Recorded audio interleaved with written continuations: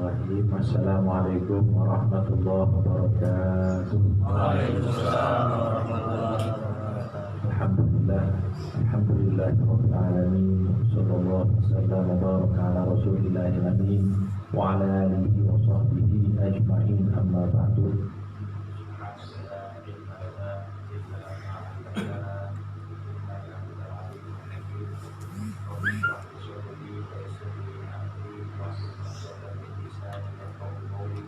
Wasadil bisani wa hadu qalbi bihaqqi sayyidina Muhammad sallallahu alaihi wasallam. Hadirin yang dirahmati Allah, sebelum kita mulai pengajian pada sore hari ini, mari sama-sama kita membaca Ummul Kitab.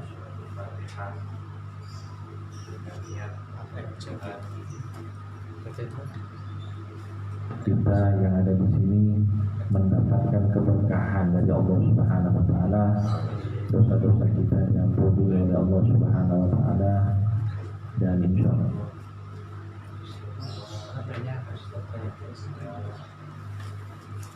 baik hajat dunia dan hajat akhirat mudah-mudahan dikabulkan. Salihun Allahu yudkhil niyatina fi niyatihi wa amalana fi amalihi.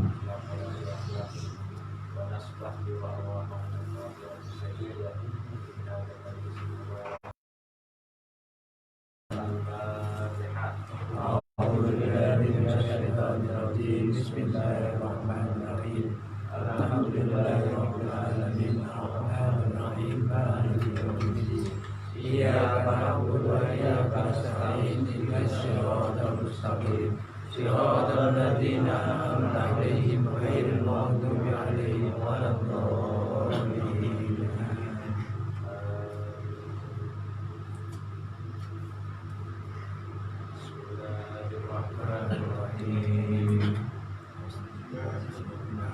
Nawaitu ta'alluma wa ta'lim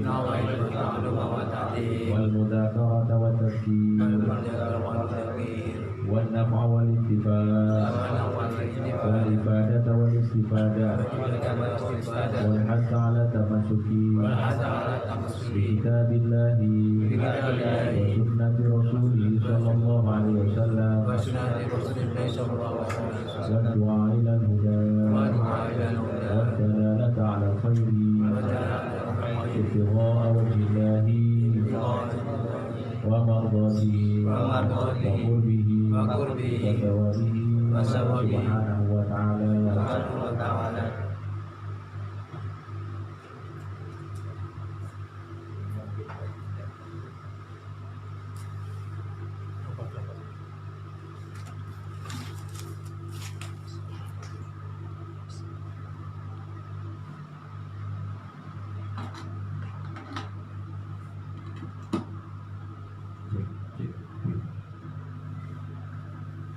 Hadirin yang dirahmati Allah Subhanahu wa taala. Ini sebelumnya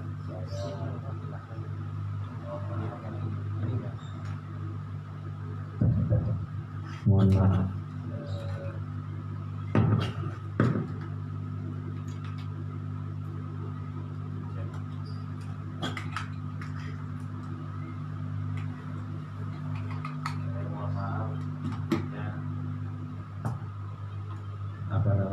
Karena mungkin undangan ini agak jauh ya. Seharusnya kan pengajian ini di Kerapian di Surabaya. Berhubung beliau sahibul bait ada urusan di Jakarta, dan ya demi menjaga istiqomah dari majelis, saya menawarkan diri untuk menjadi tuan rumah untuk pengajian pada sore hari ini. Ya, mudah-mudahan juga kita doakan kepada saudara dari Bapak Ustadz Ridwan yang sedang dirawat di ICU hingga saat ini, mudah-mudahan diberikan kesembuhan oleh Allah Subhanahu wa taala. Dan segera bisa kembali sehat walafiat dan bisa berkumpul dengan keluarganya. Amin. Dan juga kita doakan untuk keluarga kita yang mungkin hingga saat ini masih diberikan ujian oleh Allah berupa sakit. Kita doakan mudah-mudahan segera diangkat penyakitnya oleh Allah Subhanahu wa taala, diberikan kesembuhan yang sempurna. Amin amin ya rabbal alamin. Ala hadhihi niyat wa lidunya sallallahu alaihi Nabi Muhammad sallallahu alaihi wasallam. Al-Fatihah. A'udzu billahi minasy syaithanir rajim. Bismillahirrahmanirrahim. Alhamdulillahirabbil alamin. Arrahmanir rahim. Maliki yaumiddin. Iyyaka na'budu wa iyyaka nasta'in. Ihdinas siratal mustaqim. Siratal ladzina an'amta 'alaihim ghairil maghdubi 'alaihim waladdallin. Amin. Ya, kita lanjutkan pengajian ya, masih berkaitan tentang hikmah para ahlu bait Nabi Muhammad SAW. Yang paling terakhir kita sudah bahas salah satu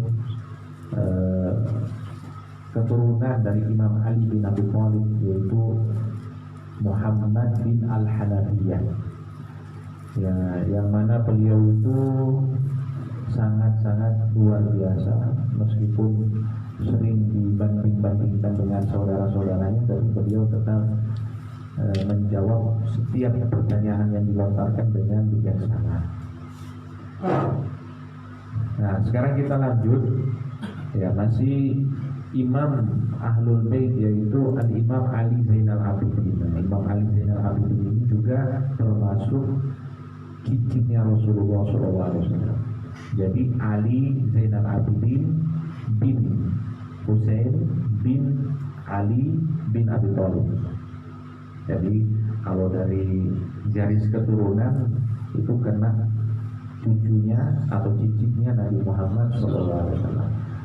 Dan Imam Ali Zainal Abidin ini termasuk keturunan Nabi yang tersisa pada saat perang yang terjadi, yang dipimpin oleh ayahnya beliau, yaitu Imam Husain. Jadi Imam Husain itu, ini sedikit cerita. Imam Husain itu dijanjikan oleh penduduk Irak. Jadi beliau itu kan awalnya di Madinah. Imam Husain, Hasan Husain, cucunya Rasulullah, itu tinggalnya di Madinah. Kemudian Imam Husain ini karena gejolak politik yang terjadi pada saat itu, Imam Husain itu ditawarkan oleh orang-orang Irak agar berpindah ke Irak supaya menjadi pemimpin orang-orang Irak. Itu awal kisahnya. Padahal apa? Padahal mereka ini merencanakan rencana yang buruk. Ya, mereka ingin istilahnya membunuh Imam Husain. Imam Husain ini mau dibunuh. Dan akhirnya Imam Husain itu ini tetap bersikeras, saya mau hijrah ke Irak, memenuhi undangan mereka. Padahal beliau itu sempat ditahan oleh kakaknya Hasan, jangan pergi ke sana. Mereka itu orang-orang yang tidak benar. Mereka kelihatannya Islam, tapi sebenarnya mereka itu senang membunuh orang, sebagaimana yang disebutkan. Tapi Imam Husain itu bersikeras. Dan sebenarnya begini, banyak riwayat yang menjelaskan Imam Husain itu kok kenapa bersikeras untuk hijrah itu. Ada yang memberikan penjelasan, dan ini insya Allah penjelasannya bagus. Jadi Imam Husain itu sudah tahu bahwa beliau itu bakal dibunuh, beliau sudah tahu. Tapi beliau ingin memindahkan tempat konflik itu dari kota suci Madinah keluar kota Madinah. Jadi kalau istilah kita ini menjemput maut. Beliau ini menjemput maut, ingin menjaga kesucian kota Madinah. Beliau tidak mau ada pertumpahan darah di kota Madinah sesama kaum muslimin. Maka beliau hijrah sampai di Irak, ya, tepatnya di Karbala. Nah, di situ terjadi perang besar antara Imam Husain beserta pengikut-pengikutnya atau warga-keluarganya dengan kelompok yang dulunya itu menjadikan Imam Husain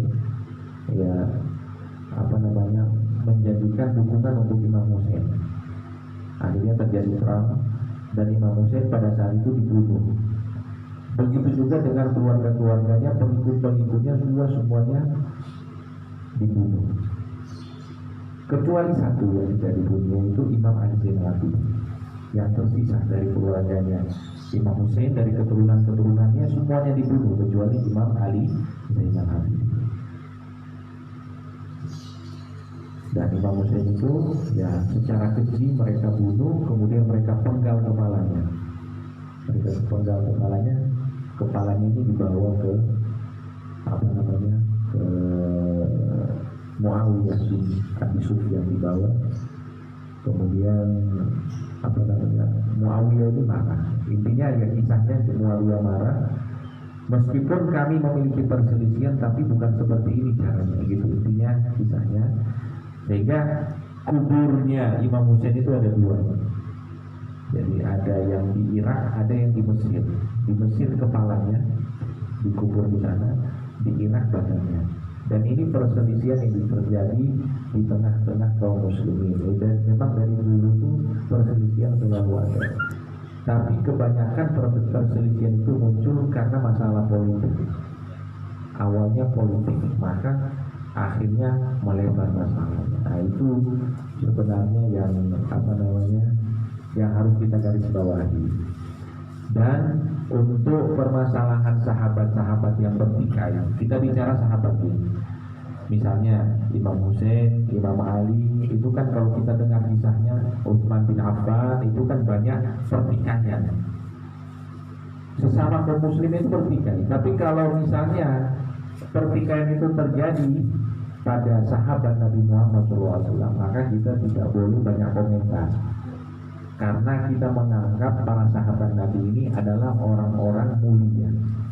Mereka tidak mungkin jadi sahabat Nabi kecuali mereka orang-orang yang dipilih oleh Allah. Ini yang bersahabat dengan Nabi, tidak mungkin orang biasa. Maka kalau misalnya mereka itu terjadi pertikaian di antara mereka, maka kita itu menganggap mereka itu berijtihad, punya pendapat masing-masing. Kalau benar pahalanya 2, kalau salah pahalanya 1. Nggak ada yang salah. Itu kalau kita menilai para sahabat Nabi Muhammad SAW. Adapun orang-orang sebelahnya, itu hukumnya hukum biasa. Hukumnya ya hukum kita. Kalau ada pertikaian ya kita harus tahu mana yang benar, mana yang salah. Tapi kalau sahabat Nabi, tutup mulut, jangan banyak komentar. Karena kalau kita komentar sama sahabat Nabi, kemudian mungkin komentarnya kita ini terlalu tajam dan mungkin sampai mencaci maki sahabat, itu menyakiti hati Nabi Muhammad SAW. Sebutkan dalam hadis, la tasubbu ashabi, jangan kalian itu mencaci maki sahabatku. Itu hadis.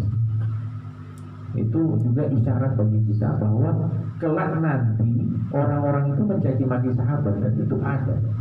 Dan itu ada orang-orang mengaku Islam tapi mencaci maki sahabat Nabi Muhammad SAW. Kemudian diberikan keterangan oleh Rasulullah, fa innakum law anfaqa ahadukum, kalau misalnya salah seorang di antara kalian berinfak mithla Uhudin zahaban, dengan jumlah seperti gunung Uhud. Jadi infaknya itu emas seperti gunung Uhud. Panjenengan di sini sudah lihat gunung Uhud? Belum? Insya Allah bisa lihat. Insya Allah sampai di sana ini. Gunung Uhud itu Masya Allah dari ujung ke ujung, Pak. Dari ujung ke ujung. Besar sekali gunung Uhud itu. Kita bisa bayangkan. Ya kalah lah gunung-gunung kita ini kalah. Gunung Uhud itu gunung kering, besar, tinggi, kemudian panjang. Itu gunung Uhud. Itu gunung Uhud, kata Rasulullah SAW, kalau kita ini umatnya Nabi berinfak emas sebesar gunung Uhud, ma balagha mudda ahadin, kalian itu tidak akan menyamai infaknya sahabat meskipun hanya segenggam seperti ini. Jadi perbedaannya, kita nyumbangnya seperti gunung Uhud emas, mereka nyumbangnya hanya seperti apa? Segenggam tangan. Itu pahalanya mereka jauh lebih besar daripada kita. ma balagha mudda ahadihi wala nasifa. Jangankan satu mud setengah, jadi satu genggam seperti ini masih tinggi para sahabat Nabi Muhammad SAW kalau mereka sedekah dengan satu genggam tangan lagi. Nah, dibandingkan kita, begitu juga dengan ibadah-ibadah yang lain. Maka kita tidak bisa membandingkan diri kita dengan para sahabat Nabi Muhammad SAW. Tapi ini latar belakang kisah gitu. Jadi Imam Ali Zainal Abidin satu-satunya Rasulullah, satu-satunya cucu Rasulullah yang tersisa di dalam peperangan itu. Maka kebanyakan keturunan Nabi itu lewat Imam Ali Zainal Abidin. Imam Ali Zainal Abidin punya anak, nanti namanya Muhammad Al-Baqir. Muhammad Al-Baqir nanti punya anak, namanya Ja'far As-Shadiq. Nah, nanti Ja'far As-Shadiq anaknya banyak. Ja'far As-Shadiq nanti anaknya banyak. Jadi seperti itu. Nah, kita Imam Ali Zainal Abidin itu Masya Allah seorang imam Ahlul Bait yang sangat disegani. Bahkan beliau itu sebagaimana dikisah pernah sekali suatu waktu beliau itu tawaf Ka'bah, dan di waktu yang sama ada khalifah, bukan khalifah, ada Amirul Mukminin. Amir itu kalau bahasa kita sekarang gubernur Makkah itu umroh bersamaan dengan Imam Ali Zainal Abidin. Dikisahkan Gubernur Makkah ini ingin sekali mencium Hajar Aswad. Kita tahu kalau nyium Hajar Aswad itu perjuangannya luar biasa ya. Kita kalau bisa nyium Hajar Aswad itu berarti sudah karomah insya Allah. Karena besar-besaran ya. Jadi gubernurnya ini ingin cium Hajar Aswad, tapi orang itu berdesak-desakan sehingga beliau terlepas pergi, tidak bisa cium Hajar Aswad. Kemudian setelah tawaf, Gubernur Makkah ini memperhatikan dari jauh, jadi perputaran kaum muslimin dalam tawaf itu. Tiba-tiba ada satu sosok muncul dengan pandangan tertunduk, wajah yang bercahaya. Beliau ingin menggapai Hajar Aswad. Tiba-tiba orang-orang itu secara otomatis buka jalan buat beliau. Masya Allah. Padahal ini gubernur mau masuk itu susah sekali. Tapi beliau pas mau nyium Hajar Aswad itu terbuka jalan. Maka ditanya, ini siapa orang ini kok sangat disegani sekali melebihi saya, padahal saya ini gubernur ini. Maka dijawab, ini cucunya Rasulullah SAW, Imam Ali Zainal Abidin. Imam Ali Zainal Abidin ini kemudian dipuji oleh salah seorang penyair pada saat itu. Kita kisah karena ini menarik. Penyair namanya Farosdaq. Jadi Farosdaq itu ketika ditanya siapa orang itu, oh ini Imam Ali Zainal Abidin. Kemudian beliau melantunkan syair-syair. Hadzal ladzi ta'riful fathahu wa ta'atahu wal hillu ya'rifu wal baitu ya'rifu wal hillu wal haram. Intinya beliau itu menyinggung gubernur. Kok kamu gubernur gak tahu ini orang ini? Ini orang spesial ini. Ini orang spesial. Orang ini ibadahnya nggak masuk akal. Beliau itu dijuluki dengan sajjad, orang ahli sujud. Setiap hari sholatnya tidak pernah kurang dari 1000 rakaat. Sholat sunnahnya. Sholat sunnahnya itu beliau tidak pernah kurang dari 1000 rakaat. Interaksinya dengan orang-orang, masya Allah luar biasa. Itu juga terbukti. Sampai beliau bilang, ma qala la qattu illa fi tasyahhudi laula tasyahhudu kana sana'uhu na'am. Kata Farosdaq memuji Imam Ali Zainal Abidin, orang ini tidak pernah mengatakan tidak seumur hidupnya kecuali pada saat bertasyahud, asyhadu alla ilaha illallah. Kalau itu kan ya haruslah tiada Tuhan selain Allah. Kalau bukan tasyahud pasti tidaknya itu adalah dia. Maksudnya beliau orangnya nggak pernah nolak. Ini bantu saya ini, iya. Saya butuh ini, iya. Nggak pernah nolak orangnya. Imam Ali Zainal Abidin. tidak pernah berkata tidak. Itu Imam Ali Zainal Abidin. Nah, kemudian akhirnya Farosdak ini karena muji-muji Imam Ali Zainal Abidin di depan gubernurnya kurang hati. Akhirnya apa? Di penjara ini Farosdak. Karena muji-muji orang itu dibanding-bandingkan dengan gubernur. Jadi di penjara. Imam Ali Zainal Abidin dengar kabar itu. Jadi Farosdak, sebab dia memujimu, dia dipenjara oleh Amir. Maka dikirim ulang oleh Imam Ali Zainal Abidin kepada Farosdak yang ada di penjara pada saat itu.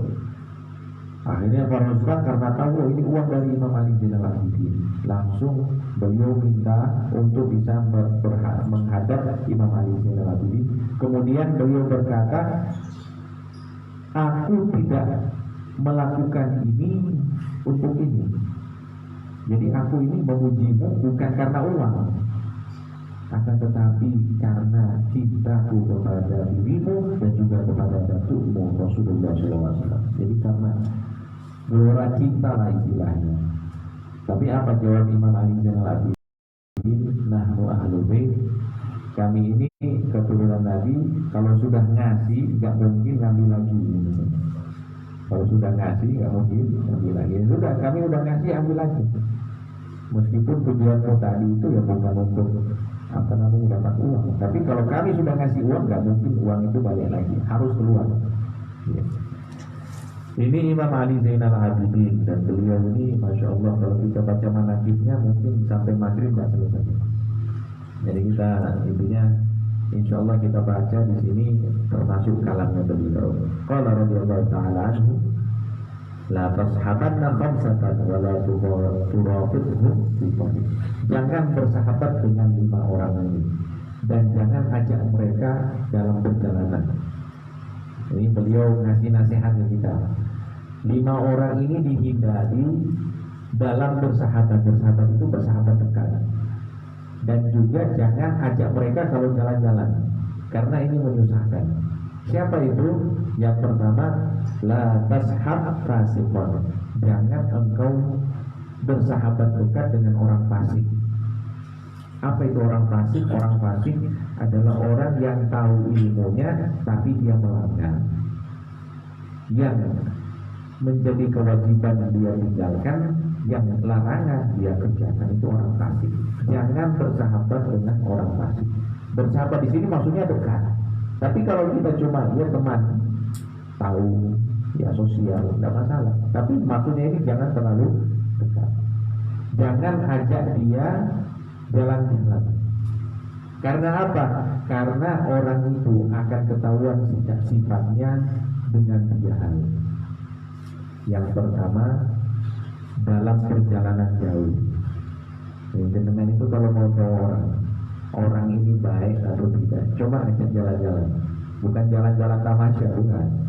Keluar kota, nanti ketahuan sifatnya ini aslinya seperti apa.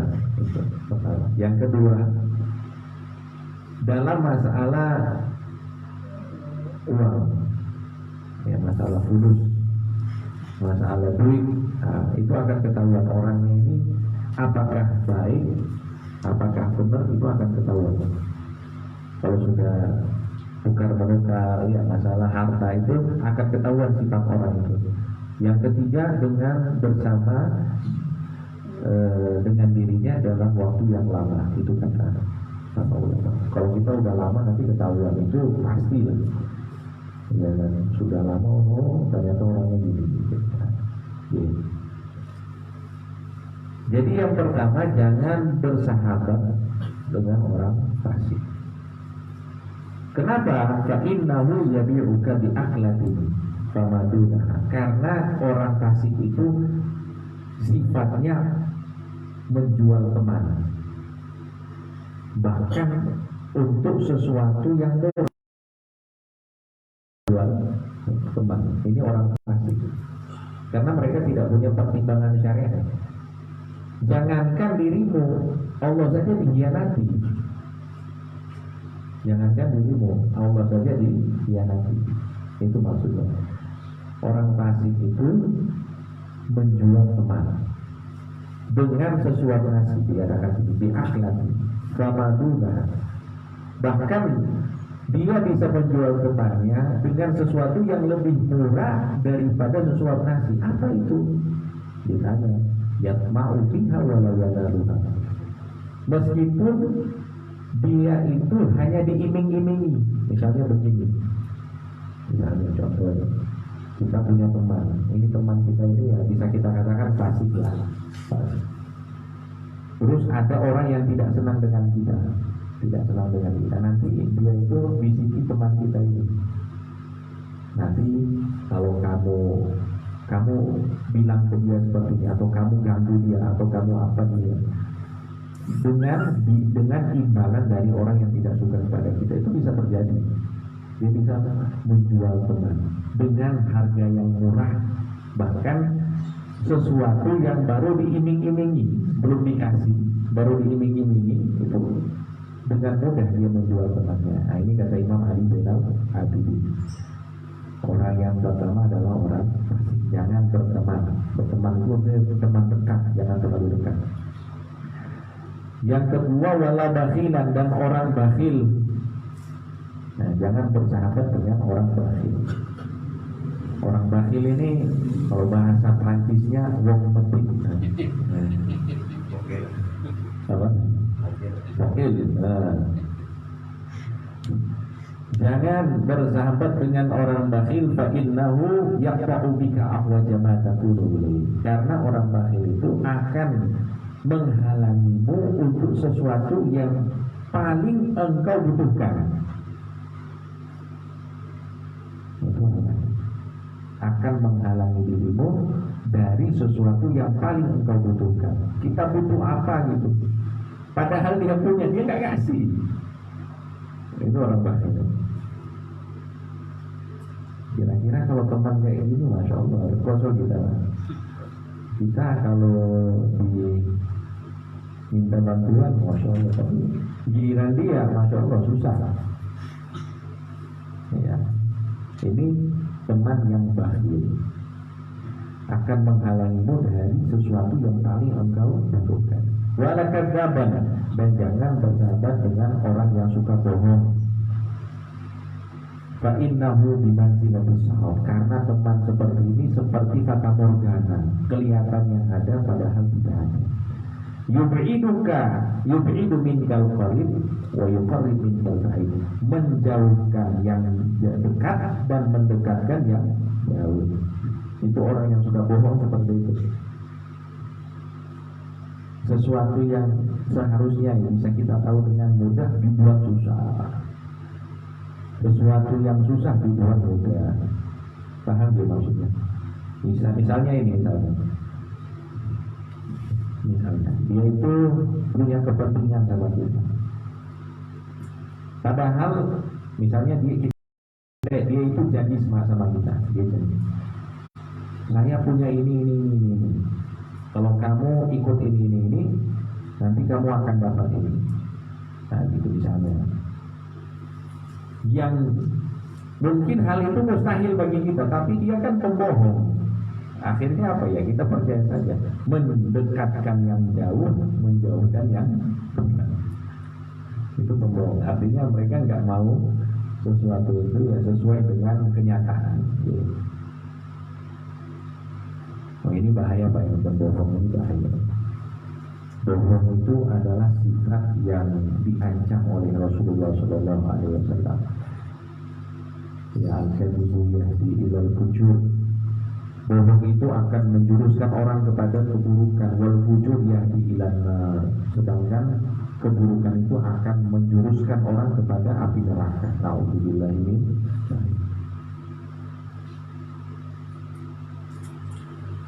Tapi kita pernah bohong kan? Pernah. Yang penting jangan suka bohong. Kalau bohong dikit-dikit ya sudah jadi tuntutan hidup kadang-kadang. Apalagi bohong sama istri, itu boleh insya Allah. Maksudnya bohong ini yang wajar tadi Pak. Untuk atau demi kerukunan rumah tangga itu tidak masalah. Ya, sering dicontohkan itu masalah makanan. Makanannya kurang garam atau keasinan. Gimana makanannya enak? Itu kan bohong. Berarti bohong yang boleh itu. Karena tujuannya baik. Yang penting bukan jadi kadzab. Kadzab itu orang suka bohong. Setiap kali ngomong bohong. Nah itu masalah itu. Itu naudzubillah. Nah, kalau ada teman kayak gini, jangan terlalu dekat. Jangan terlalu dekat. Takutnya nular juga. Oke, nanti ada pembahasannya bohong-bohong yang dibolehkan. Ada. Termasuk yang tadi itu. Untuk menjaga kerukunan rumah tangga. Wala ahmak, dan jangan bersahabat dengan orang bodoh. Orang ahmak ini bodoh sekali, maksudnya apa ya? Ya kalau dibilang, kalau orang bodoh itu masih tahu diri, loh. Dia tahu bahwa dirinya bodoh. Kalau ahmak ini orang yang tidak tahu bahwa dirinya bodoh, itu ahmak. Akhirnya apa? Jadi sok tahu, padahal nggak tahu. Nah ini hati-hati juga ini. Kata beliau kenapa? Fa'innahu yuridu an yanfa'aka fayadurruk. Karena orang ini dia itu punya keinginan untuk memberikan manfaat, padahal yang dia lakukan itu membawa keburukan. Dia ngasih nasihat kita, padahal salah semua ini. Bahkan salah semua karena dia memang nggak punya ilmunya. Gak punya pengalamannya, gak punya ilmunya. Maka keinginannya untuk berikan manfaat itu sebaliknya, ya, dia memberikan keburukan. Walaqati ar-rahim, dan jangan bersahabat dengan orang yang memutus tali silaturahim. Naudzubillah, ini nanti dikatakan fa inni wajadtuhu mal'unan fi kitabillah fi thalathati mawadhi'. Jangan bersahabat dengan orang yang memutus tali silaturahim, karena kata beliau, kata Imam Ali Zainal Abidin, aku mendapati orang yang memutus tali silaturahim dilaknat oleh Allah Subhanahu wa taala di 3 ayat di dalam Al-Qur'an. Memutus tali silaturahim itu maksudnya apa? Silaturahim, rahim itu apa? Rahim itu dari ke atas, bapak, ibu, ke atas, paman, bibi, itu namanya rahim. Jangan diputus hubungan kita dengan beliau-beliau. Ke bawah juga demikian. Apa namanya ini? Ya anak, cucu, ponakan. Nah itu jangan diputus tali hubungan kita. Begitu juga ke samping, saudara, saudari. Nah itu juga jangan diputus. Harus dijaga. Karena kalau orang itu gemar memutuskan tali silaturahim, naudzubillah, dia dilaknat oleh Allah Subhanahu wa taala. Dan tali silaturahim ini bahaya sekali. Kalau banyak kasus, kita banyak kasus. Banyak kasus terjadi itu tali silaturahim putus karena pertama warisan. Itu banyak, ada warisan, keturunannya ini cekcok, akhirnya apa? Ya putus tali silaturahim. Saya pernah dapat kisah. Dia bilang dulu, saya itu punya masalah. Ini orang kaya luar biasa, orang kaya, tanahnya besar sekali, warisannya banyak sekali. Tapi dia tidak sepakat dengan pembagiannya. Akhirnya apa? Warisannya ditinggalkan, keluarganya juga ditinggalkan karena tidak cocok dengan saudaranya. Sampai dia bilang begini, Ustaz, saya akan kembali ke kampung saya kalau telapak kaki saya ini tumbuh bulunya. Kalau sudah tumbuh bulu baru balik sana. Artinya nggak mungkin saya balik sana. Naudzubillah, makan warisan. Hati-hati. Terus yang kedua masalah hutang, ini juga termasuk banyak memutus tali silaturahim. Ya, intinya dalam keadaan apapun, konflik apapun, kita jangan memutus tali silaturahim. Karena ini masalahnya bukan di dunia saja, bukan masalah gengsi-gengsian. Oke, di dunia gengsi-gengsian, tapi di akhirat itu, di akhirat. Dan lebih parah lagi ada hadis dari Rasulullah SAW. La yadkhulul jannata qati', tidak akan masuk surga orang yang memutus tali silaturahim. Nah, kalau sudah kayak itu repot lagi. Ada tambahan hadisnya. Apalagi orang yang meninggal di mana? Mungkin keadaannya seperti apa? Nah, maka intinya apa, kita di sini berusaha jangan sampai ada tali silaturahim, ya, tali kekeluargaan kita ini ada yang tidak baik. Kalau misalnya sekarang ada yang tidak baik, usahakan segera diselesaikan sekarang. Nggak usah pakai gengsi-gengsi, nggak usah. Karena yang rugi kita sendiri. Kita misalnya sudah maju, sudah minta maaf, tapi dia mungkin tidak terima, ya itu urusan dia. Yang penting kita sudah berusaha. Jadi itu yang kelima, kata beliau, jangan bersahabat dengan orang yang memutus tali silaturahim. Jadi ada 5, saya ulang lagi. Yang pertama, jangan bersahabat dengan orang fasik. Yang kedua, jangan bersahabat dengan orang bakhil. Yang ketiga, jangan bersahabat dengan orang yang suka bohong. Yang keempat, jangan bersahabat dengan orang yang sok tahu, padahal dia tak tahu. Yang kelima, jangan bersahabat dengan orang yang memutus tali silaturahim. Yes. Hadirin yang dirahmati Allah Subhanahu wa taala. Ini kita lanjut dulu. Beliau berkata, "Walla man laisa lahu hakimun yurshiduh."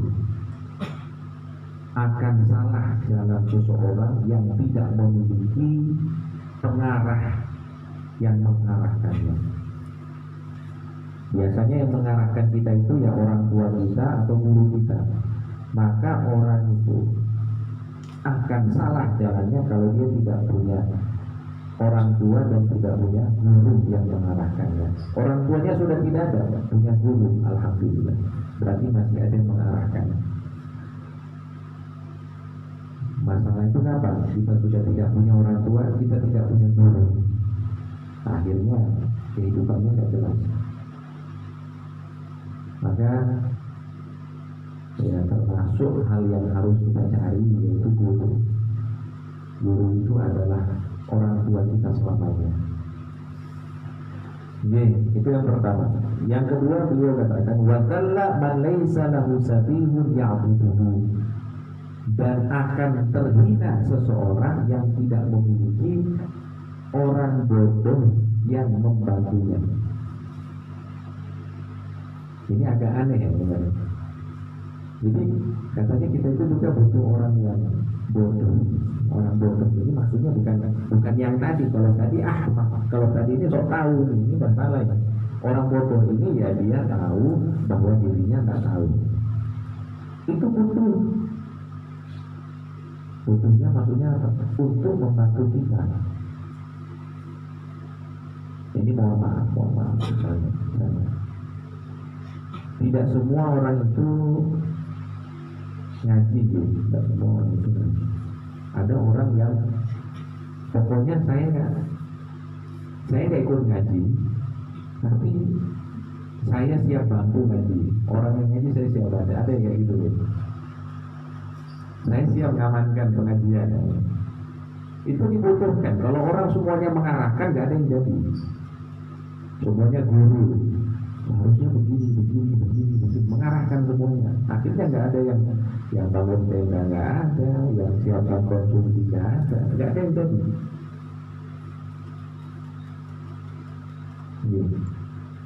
Jadi memang harus ada keseimbangan. Orang intinya semuanya senang ngaji, senang ibadah. Monggo. Jadi semuanya senang ngaji, senang ibadah. Jadi ada tupoksinya, kalau bahasa kerennya ada tempat-tempatnya. Oh ini seperti ini.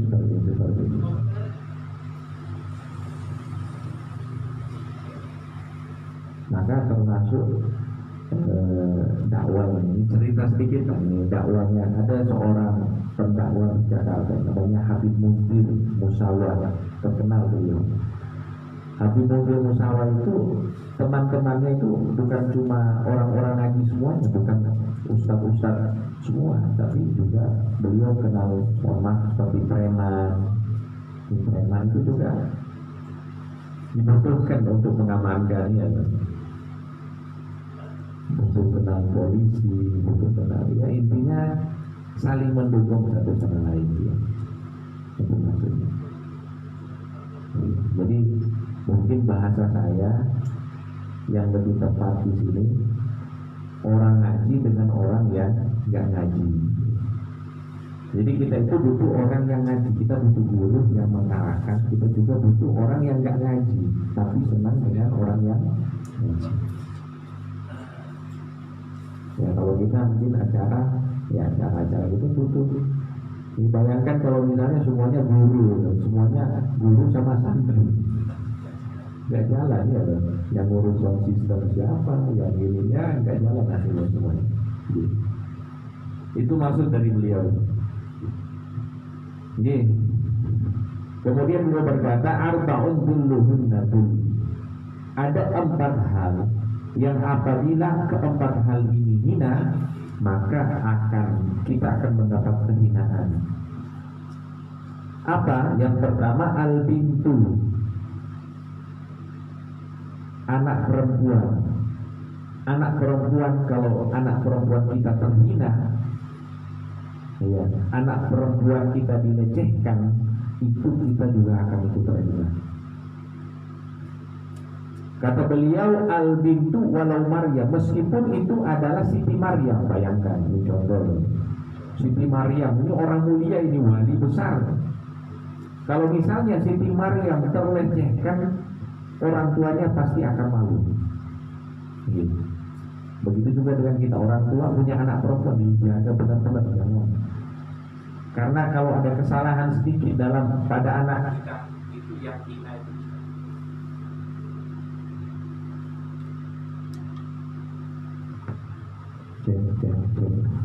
Jadi yang hina itu kita, kata beliau, anak perempuan kita terhina, kita juga akan ikut terhina.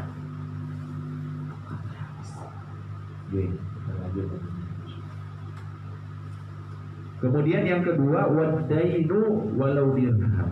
Yang membuat kita hina itu juga adalah hutang, meskipun hanya 1 dirham. Hutang juga itu membuat seseorang menjadi terhina. Artinya terhina ini jadi gak enak gitu loh. Ya, jadi gak enak. Nah, katanya ada, kalau di pagi hari itu gak enak, malam hari gak bisa tidur. Tapi insya Allah utang-utang lunas semuanya gitu. Termasuk saya ini banyak utang. Tidurnya gak enak. Ya. Ya, insya Allah ya, termasuk ya cara yang bisa kita lakukan untuk ikhtiar mempermudah rezeki. Kata Allah Subhanahu Wa Taala dalam Al-Quran, banyak-banyak istighfar. Banyak istighfar itu insya Allah rezeki yang seret itu akan lancar insya Allah. Karena mungkin ya, rezeki kita ini tertahan karena dosa-dosa, maka dengan banyak istighfar insya Allah itu akan memudahkan rezeki kita. Amin ya rabbal. Kemudian yang ketiga, wal ghurbatu walau laila, merantau. Nah, merantau itu juga ya, kalau terhina maka kita juga akan hina. Berhutang itu akan terhina.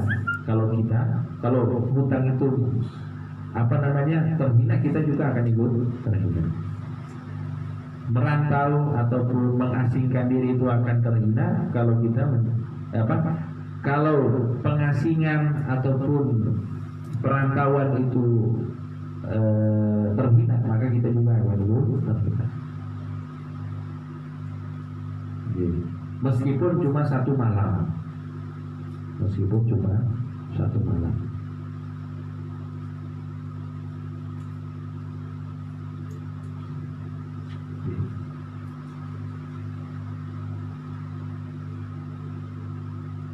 Ini maksudnya apa? Maksudnya merantau Kemudian dalam perantauan itu kita itu mungkin dapat masalah, kemudian kita itu kayak ya dalam masalah itu kita jatuhnya terhina, makanya meskipun semalam itu kita akan sangat terhina.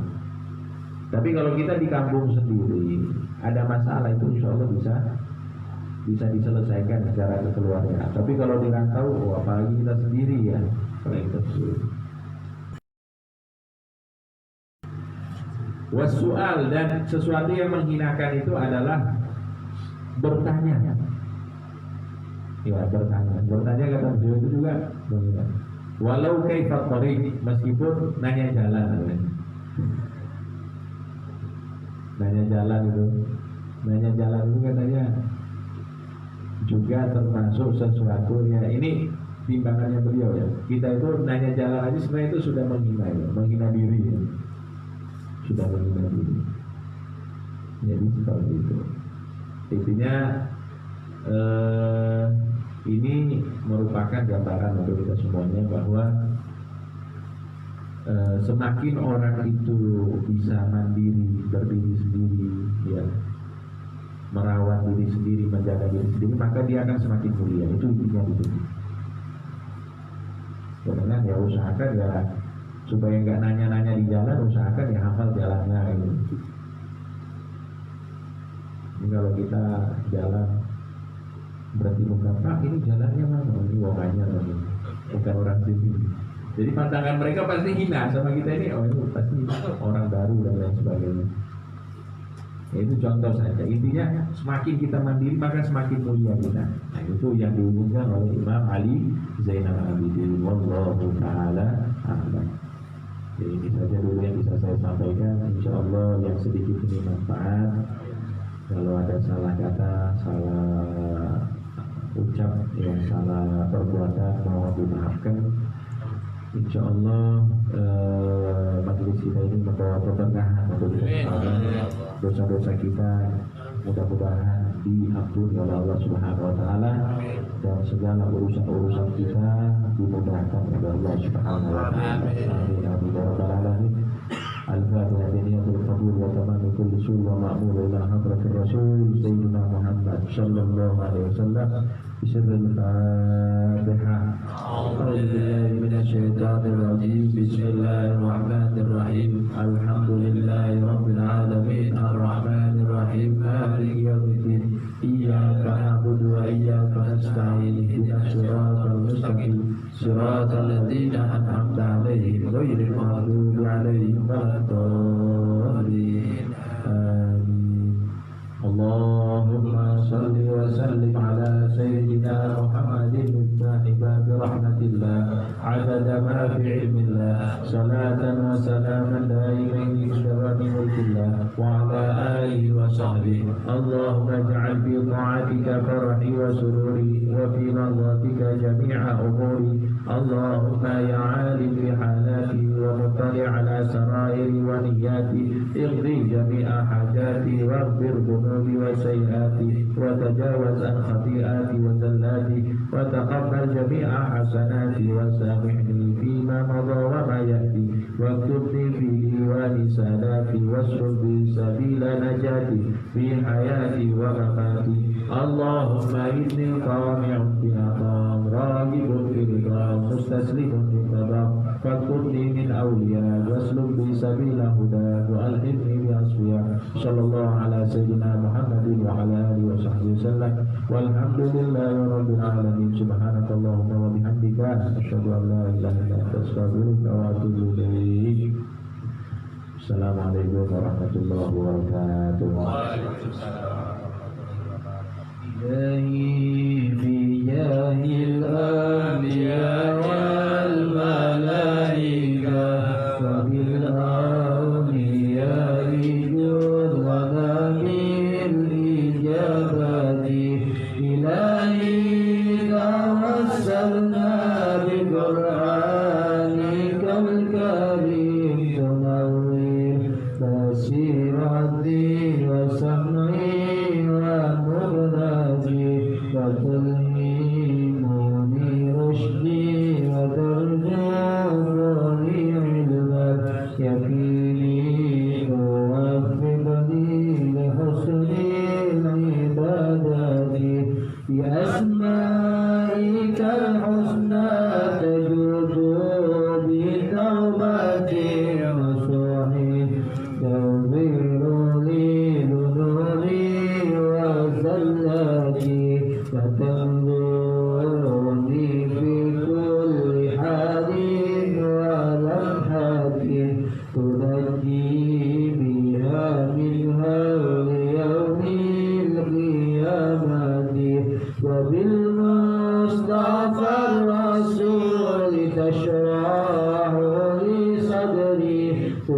تيسير لأمري وتكشيف كربتي وبالأنبياء والملائكة الكرام تحقق بالتقوى وإدراك رايتي بهم وبالأولياء تلحق وذبهم وذريتي وشيعتي وعشيرتي فتصرف عني كل شر بحقه وشرا لشر من إنس وجنة بفضلك بشرني بحسن الخاتم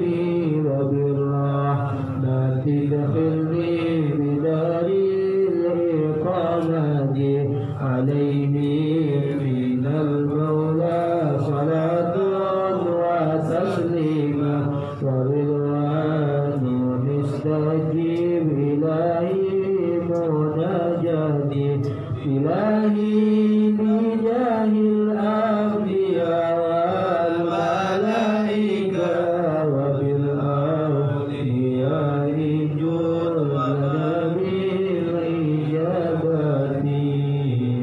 اللهم صل وسلم وبارك